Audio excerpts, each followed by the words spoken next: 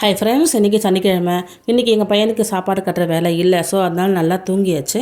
காலையில் 9 மணிக்கு தான் எழுந்திரிச்சோம். எங்கள் பொண்ணுக்கு வந்து பிரேக்ஃபாஸ்ட் வாங்கிக்கோமா, கடையில் வாங்கிக்கோங்கன்னு சொல்லி அவங்களுக்கு காசு கொடுத்து அனுப்பிச்சிட்டேன். இன்றைக்கி வந்து காலையில் 9 மணிக்கு பயங்கரமாக பசி எடுக்க ஆரம்பிச்சிச்சு. என்னடா அது, நம்ம வந்து வீட்டில் இருக்கும்போது பசிக்கவே பசிக்காதா, ஆனால் என்றைக்கு நம்ம டிஃபன் செய்யலையோ நமக்கு அன்றைக்கி தான் முதல்ல பசிக்கும். சூடாக முதல்ல நான் ஒரு காஃபி, என் பையன் ஒரு காஃபி போட்டு குடிச்சிட்டு அதுக்கப்புறம் தான் லஞ்சு செய்ய ஸ்டார்ட் பண்ணியாச்சு.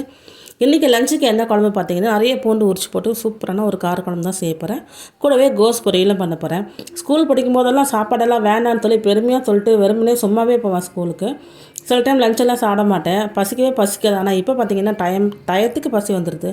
ஒரு மணி ஆச்சுன்னா போதும் பயங்கரமாக பசி எடுக்க ஆரம்பிச்சிடுது. சாப்பாடெல்லாம் ஸ்கிப் பண்ணவே முடியறதில்ல.